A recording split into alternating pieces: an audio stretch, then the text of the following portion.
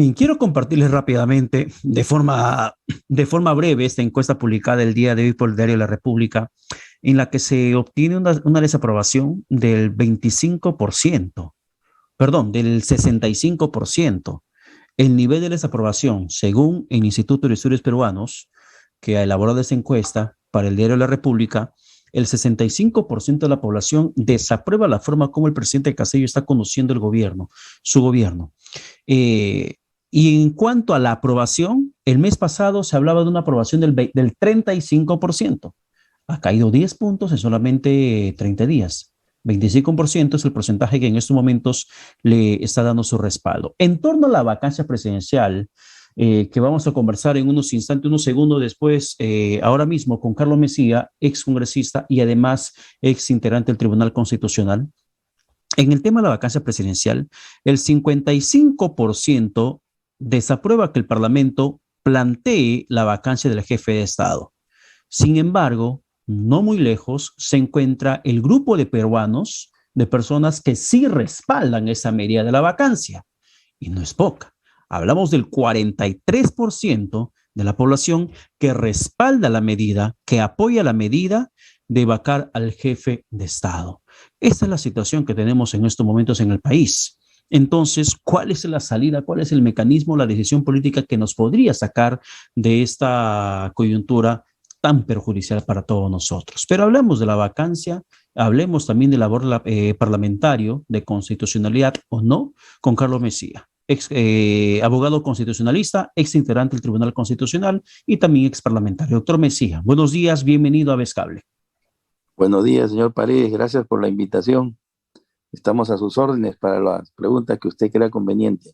Rápidamente, denos su lectura, por favor, en el aspecto legal, constitucional, de esta moción de vacancia. Sin duda alguna que usted lo ha revisado, lo ha visto y ha sacado alguna conclusión sobre si realmente lo que está planteando esta moción de vacancia se enmarca dentro de lo que se considera la incapacidad moral para gobernar. Es bastante discutible, ¿no? Eh, lo que pasa es que a mí me parece que el caso más grave de lo que ha sucedido hasta ahora han sido dos. El nombramiento de ministros que están estrechamente ligados al terrorismo Ujú. y el haber hallado en las oficinas de Palacio de Gobierno $20,000 que no se sabe de dónde habrían salido y que formarían parte del patrimonio todavía por esclarecer del secretario de Palacio, o sea, el hombre de confianza del presidente de la República. Eh, Eso, claro, ameritaría una investigación y podría significar esos dos aspectos, digamos, una suerte de incapacidad moral, porque la república, la democracia se sostiene bajo la idea de que al poder se llega por las vías democráticas, que hay alternancia en ellas y que esas son virtudes morales que el presidente debe defender y que no Claro. defiende o nombra ministros que han tenido vinculación con el Movadef o que han sido terroristas o han tenido atestados policiales. Entonces, hay ahí un problema de valoración moral, pero eso no es suficiente, porque esos son los datos objetivos de la realidad. Y a esos datos objetivos de la realidad hay que incorporarle un elemento que es el subjetivo, el hecho de que el Parlamento esté en condiciones de asumir esos hechos como conductas que imposibilitan al presidente de la República seguir en el ejercicio del cargo. Y Ya. eso en el momento no está sucediendo, porque la moción presentada por la congresista Patti Chirinos ha alcanzado solo y con mucha dificultad eh, la aprobación de 28 representantes, Ujú. cuando el requisito para que pueda ser admitida es de 26. Sí. Y ahora, para que pueda ingresar a debate, o sea, para que se inicie el proceso, se necesitan de 52 votos, lo que parece que no va a alcanzar. Entonces, cualquier cosa que se diga sobre si la vacancia ya es una realidad, si se ha producido, si el presidente ha caído en esa causal, es una mera especulación en tanto no se abra el procedimiento. Y para abrirse el procedimiento se necesitan, Ya. desde el punto de vista subjetivo, 52 congresistas que estén dispuestos a evaluar, a Ya, llevar al Congreso. pero, doctor Mesía, eso es cierto. En la parte de la forma, eso es cierto. 28 presentaron, se pide solamente 26. Entre suben las tres bancadas que promueven esa medida, Renovación Popular, Fuerza Popular, su ex bancada, y además de Avanza País, suman 43 votos. Faltarían por lo menos 9 para que eso pueda alcanzarse. Se menciona que dos congresistas de Alianza para el Progreso, una de ellas podría ser Quiabra y otro podría ser Echaíz, estarían sumándose a esta moción de vacancia y faltarían 7 para alcanzar al menos el debate de la moción, para que admita la moción. Sin embargo, eso es en el tema de la estructura de la forma, pero en el fondo, decir que el presidente es incapaz moral porque aparentemente recibió fondos públicos del gobierno regional de Junín en la campaña 2021, ¿realmente le afecta, le alcanza como presunta causa de vacancia? A mí me da la impresión que no, pues porque si ha recibido fondos de modo ilícito, estaría en el marco de la comisión de un delito.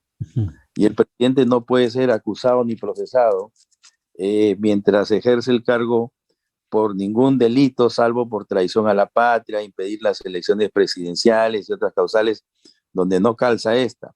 La vacancia por incapacidad moral implica una actitud ética reprochable, no un delito, porque mientras el presidente puede cometer delitos, hipotéticamente, ¿no? Pero mientras dura el ejercicio de su cargo, no puede ser procesado, porque lo inmuniza el artículo 117 de la Constitución. Se tendría que esperar que termine su cargo, pasar por la prerrogativa del antejuicio, o sea, que el Congreso amerite el levantamiento de su inmunidad y que sea juzgado por la Corte Suprema.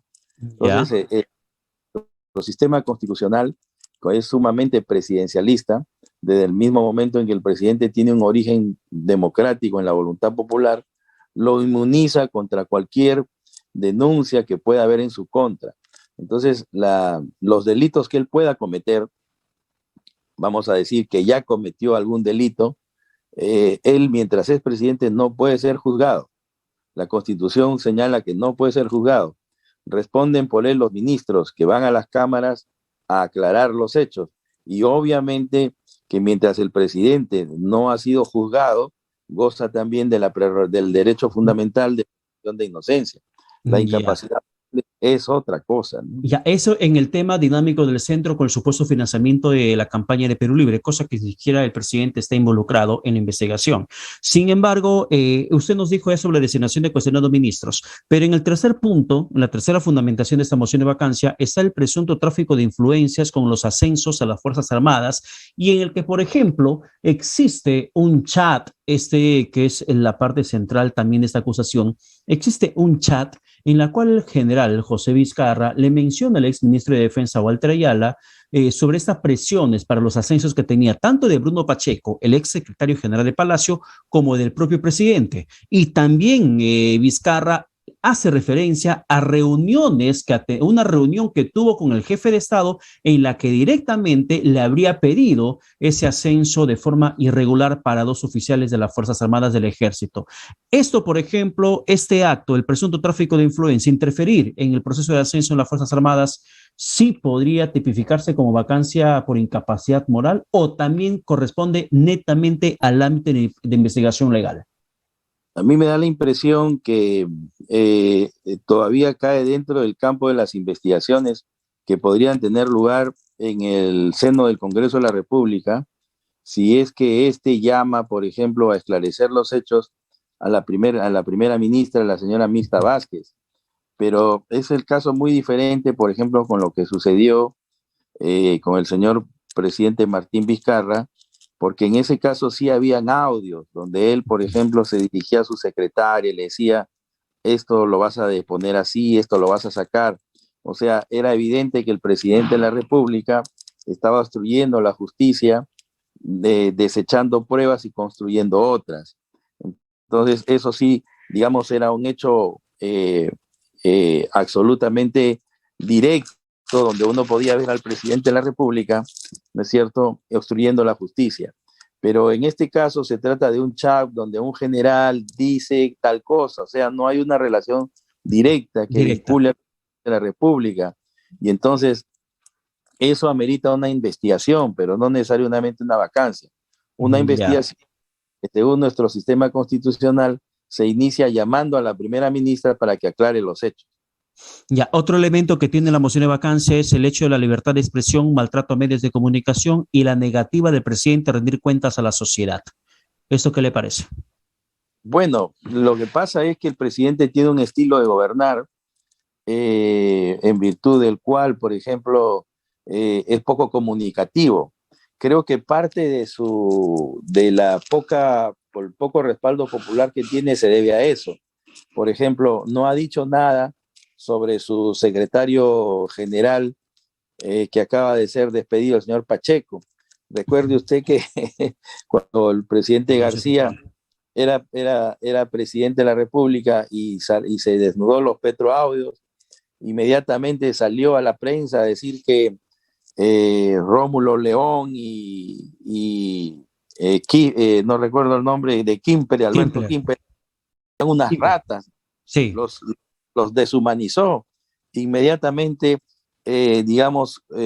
marcó una línea divisoria entre él y los denunciados por los petroaudios. Pero y además inmediatamente cayó todo el gabinete del Castillo, porque del Exacto. Castillo estaba con presión del Consejo de Ministros y todo ese gabinete se fue inmediatamente. Pero en este caso no está pasando nada. Y entonces parece más bien que la prensa está siendo muy indulgente, porque en estos casos es muy importante cómo es que la prensa trata la noticia. Entonces, mientras que la prensa no, digamos, presiona ni pide una opinión del presidente que marque distancia entre él y su secretario general, y no sucede nada en el Parlamento, entonces vivimos en una república donde la moral está relativizada, ¿no? Es un país donde prácticamente no pasa nada. Hay mucha gente que debería estar siendo procesada y no lo está, como el presidente Vizcarra y otros que no me gustaría mencionar, pero que la población puede acordarse muy bien, ¿no? Para mencionar un congresista, la congresista, por ejemplo, León, ¿no? Luciana León. Y los tamalitos que le entregaban desde la Municipalidad de La Victoria. Entonces son cosas que uno ve que pasan en el país y entonces hay un relajamiento moral que no solo invade el Palacio de Gobierno, si se quiere, sino el Parlamento, la sociedad en su conjunto, el Ministerio Público, el Poder Judicial. Entonces, no sé, vivimos en una sociedad donde puede pasar de todo y no pasa nada, ¿no?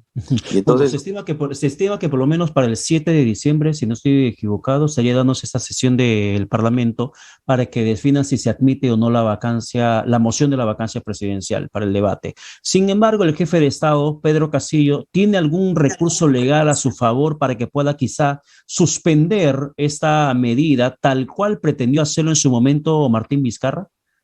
Bueno, desde mi punto de vista, no, pero hoy he leído en las noticias que él se habría interpuesto una acción de amparo para impedir la vacancia presidencial, pero la acción de amparo tendría que haber sido interpuesta por él, porque él sería el directamente afectado, y no sé quién habría planteado esta acción de amparo.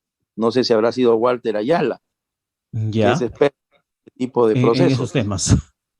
Sí, claro, pero creo que el proceso de vacancia y la vacancia misma es un acto político no justiciable, lo que en la doctrina se llama political question, hechos de gobierno, hechos de la política que no pueden ser revisados por el Poder Judicial. Bueno, precisamente lo que se nos señala es cierto. Hace un momento se ha publicado la información de que se terminó admitiendo esta moción de amparo a trámite la acción de amparo contra la vacancia presidencial. que es precisamente un recurso que se ha presentado ante la Corte Superior de Justicia, que admitió para que se pueda determinar si es que se va a proceder al menos con la sesión dentro del Congreso de la República. La medida ha sido interpuesta por el ciudadano Jesús Barbosa, quien pide que se ordene el cese de las constantes amenazas e inminente periodo de vacancia presidencial del señor Pedro Castillo por la supuesta causal de permanente incapacidad moral. Si no es el propio agraviado o presunto agraviado el que interpone esta acción de amparo, ¿por qué la Corte Superior de Justicia admite a trámite el debate de la misma? Bueno, porque la ley, el nuevo Código Procesal Constitucional señala, prohíbe el rechazo liminar de la demanda. Entonces, acá lo que hacerse es correr traslado al Congreso para que dicte, para que responda la demanda. Y en la respuesta a la demanda, el Congreso debe pedir la improcedencia de la acción, aduciendo las cosas que crea conveniente, entre ellas que el proceso de amparo solo puede ser interpuesto por el agraviado. Y en este caso, el agraviado con el acto lesivo es el presidente de la República y no ese ciudadano que ha planteado la demanda. Entonces, ahí recién, después de la respuesta del Parlamento, el juez podría declarar la improcedencia de la demanda. Ahora, también en el documento, en esa acción de amparo que ha presentado a favor del presidente Pedro Castillo para evitar su vacancia, en caso que se consigan los votos, dice también el documento, advierten que solicitarán en su momento que el juez penal disponga la imposición a los emplazados en forma solidaria como pena accesoria la destitución del cargo. Sin embargo, la labor parlamentaria no está sujeta precisamente bajo mandato imperativo, no se encuentra sujeta, no se le puede cuestionar por decisiones que pueda o por opiniones. ¿Cómo podría calzar este pedido en contra de los congresistas si es que admite el Poder Judicial ese trámite, en el hipotético negado? No se puede, pues, no se puede. O sea, la Constitución establece que el cargo de congresista es irrenunciable y además ellos no responden por los votos y las opiniones que emiten en el ejercicio de su función. De manera de que el Poder Judicial también tiene que ser cuidadoso con esta clase de procesos de amparo, que lo único que hacen es desestabilizar las instituciones del país. Entonces creo que una vez que haya sido contestada la demanda por parte del Congreso, el juez debería rechazarla de plano, inmediatamente, ¿no? Y declararla improcedente y archivarla.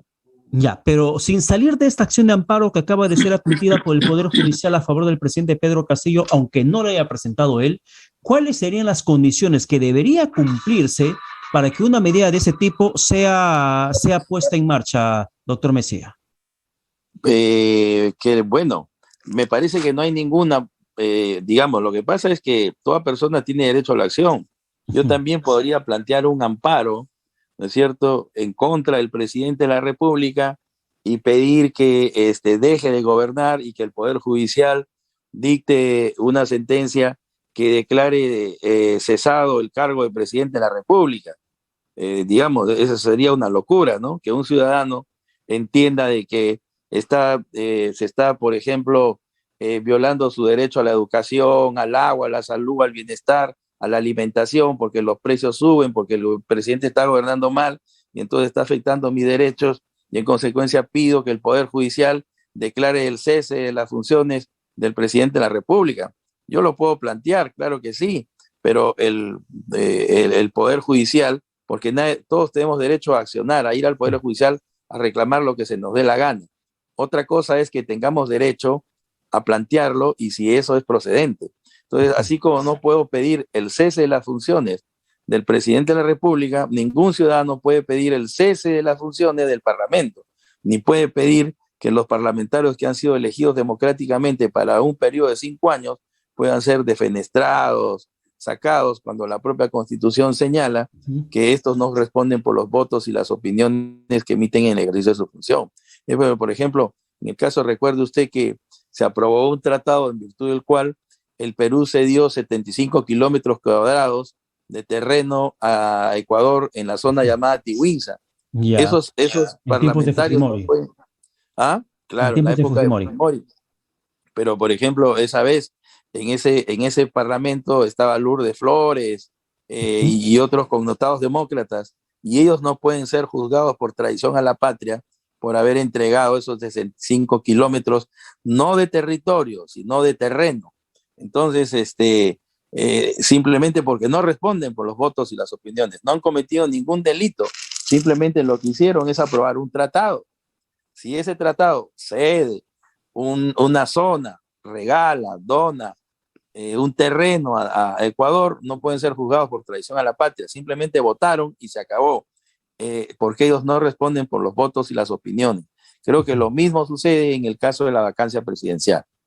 Bien, punto y aparte con el tema vacancia presidencial quedó bastante claro y vayamos al tema parlamentario. Y además en el Parlamento sigue el debate por esta posibilidad de la reforma constitucional, de la constitución total o parcial, o en todo caso, el candado que la Comisión de Constitución en esos instantes está poniendo. Su opinión jurídica, por ejemplo, a esta posibilidad de que solamente sea el Congreso de la República el que autorice a la OMPE a convocar a un referéndum para un cambio de constitución.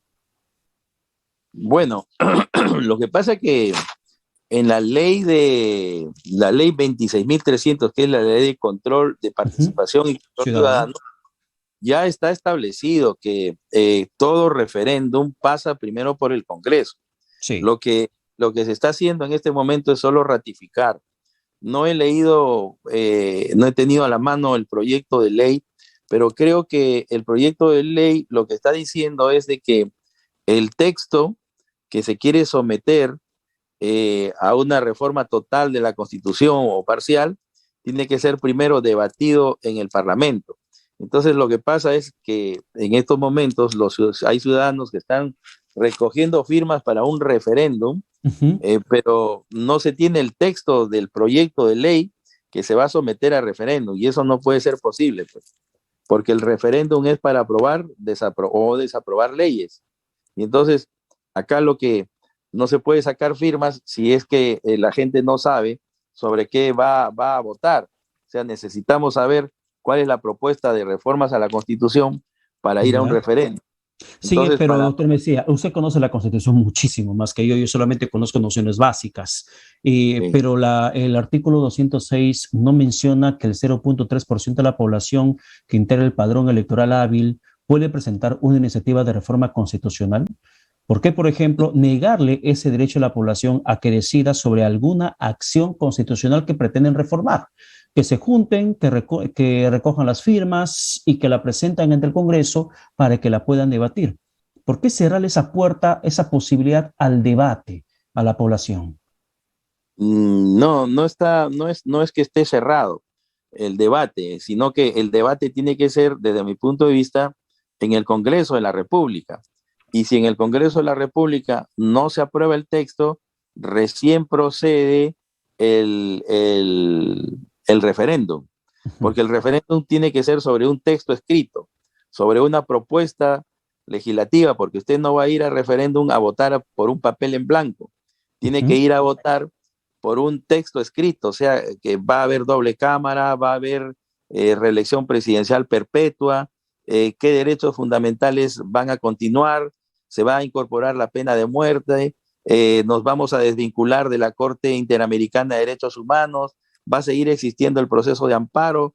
Todo eso significa que cuando vayamos a un referéndum tenemos que saber sobre qué vamos a aprobar. Y antes de que vaya a referéndum, el texto legislativo, lo que dice la ley, tiene primero que ser votado en el Parlamento.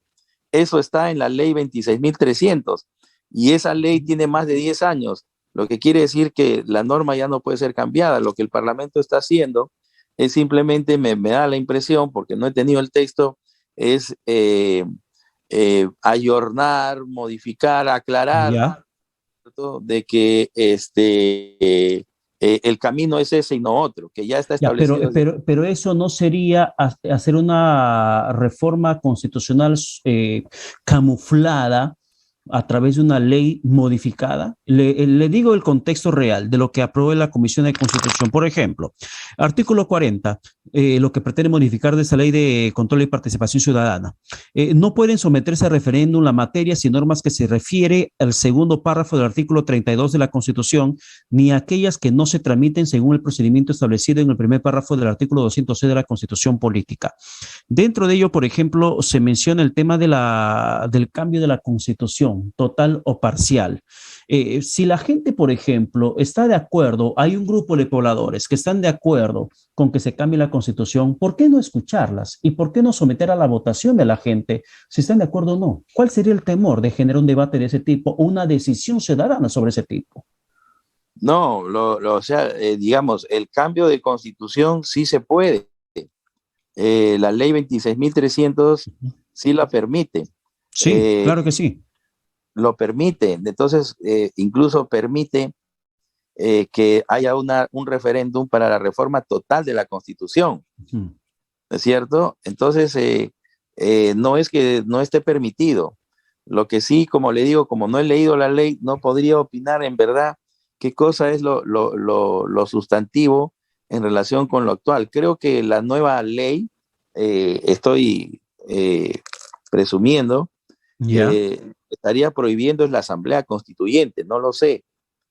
Eh, pero todas reformas a la constitución primero tienen que verse en el Parlamento y después hay que recoger 2,5 millones de firmas si es que la Ujú. propuesta ha sido rechazada.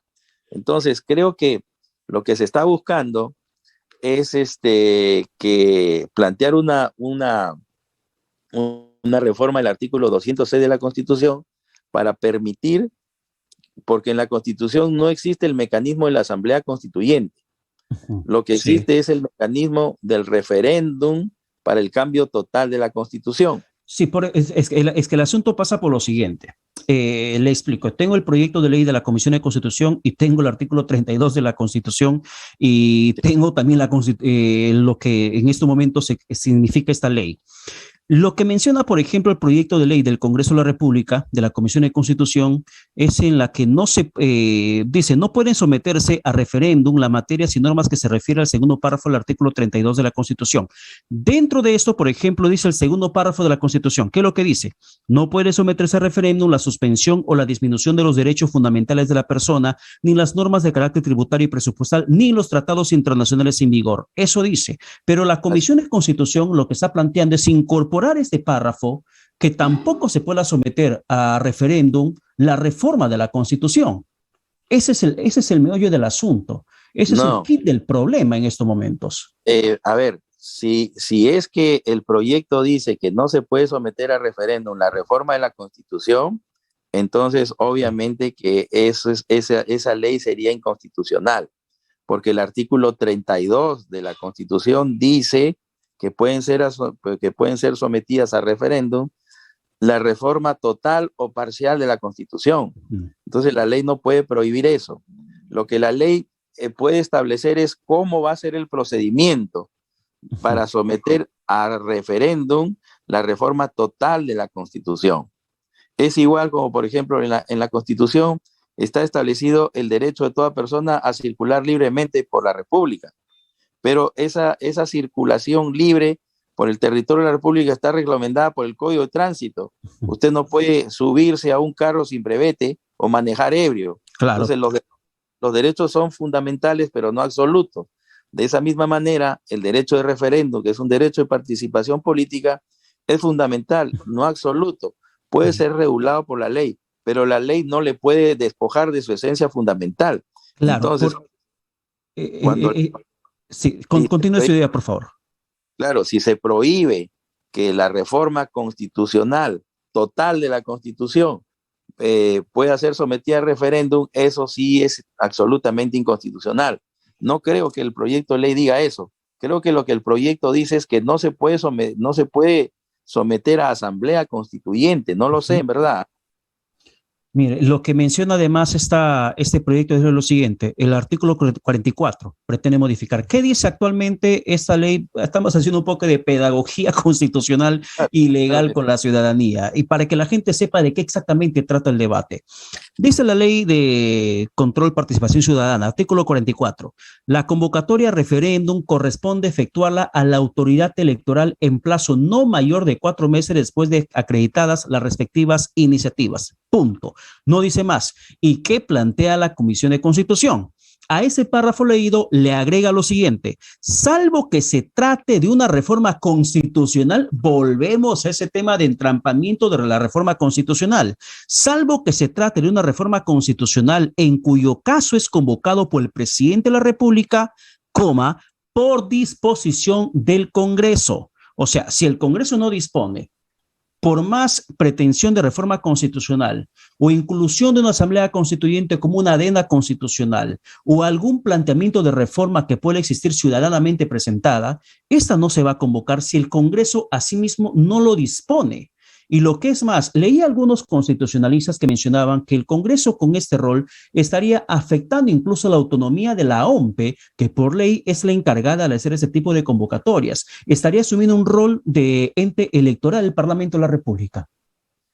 Claro, si es verdad lo que usted dice, estoy leyendo. Así muy a la ligera, ¿no? Tendría, obviamente, se estaría violando la esencia del derecho del pueblo a la participación, porque digamos, hay un principio en el derecho constitucional que dice que los derechos constitucionales pueden ser limitados por ley, pueden ser limitados por la Constitución. Por ejemplo, los militares no pueden elegir ni ser elegidos, los militares no tienen el derecho a ser elegidos. Entonces, ese es un límite a un derecho fundamental que le viene de la Constitución, pero hay límites a los derechos fundamentales que vienen de la propia ley. Puse el ejemplo del Código de Tránsito. Usted para circular tiene que tener brevete si va a subirse a un carro. Pero la doctrina dice que los límites a los derechos fundamentales que parten de la ley no deben limitar su contenido esencial. Entonces, en este caso, muy preliminarmente le advierto, si es que el Parlamento dice que el referéndum para reformar totalmente la Constitución, que es un derecho que está reconocido en el artículo 32, dice que para que se someta a referéndum una reforma total de la Constitución, la tiene que aprobar el Congreso, entonces sí, eso me parece absolutamente inconstitucional, porque el procedimiento es simplemente, hasta el día de hoy, que una reforma total a la Constitución que no ha sido aprobada en el Congreso, el pueblo recoge 2,5 millones de firmas y lo somete a referéndum. Claro, pero doctor Mejía, ningún proceso de referéndum. Si el referéndum es, por ejemplo, para un cambio en la Constitución, nada va a prosperar si el Congreso dice no, porque con esta modificación legal que quieren hacer de esta ley 26.300, le están dando el poder absoluto al Congreso de decidir qué procede y qué no procede. Y aunque tenga finalmente las firmas completas, la OMPE no puede convocar, ni el presidente puede convocar si es el Congreso no le autoriza. Así es, por eso es que le digo, si es así como usted lo dice, desde mi punto de vista, se cumpliría este principio doctrinario de dogmática constitucional que dice el Parlamento, el legislador, puede limitar un derecho, pero esa limitación no debe significar un vaciamiento de su contenido esencial. ¿Y qué significa vaciar a un derecho de su contenido esencial? Convertirlo en un ejercicio imposible. Y en este caso, si el Parlamento pues se intercede, o sea, se pone en el medio, prácticamente estaría convirtiendo el derecho de referéndum en un ejercicio imposible. O sea, vaciaría al derecho de participación política de una de su verdadera capacidad de ejercicio, con lo cual creo yo que se abriría la puerta para que alguien pueda interponer una acción de inconstitucionalidad ante el tribunal, que sea al final de cuentas el que decida, porque las leyes, una vez aprobadas, mientras el Tribunal Constitucional no lo declara inconstitucional, siguen teniendo vigencia y producen todos sus efectos. Bien, doctor Mejía, muchísimas gracias por su participación en la entrevista, muy enriquecedora, sobre todo siempre gustoso de poder conversar con usted.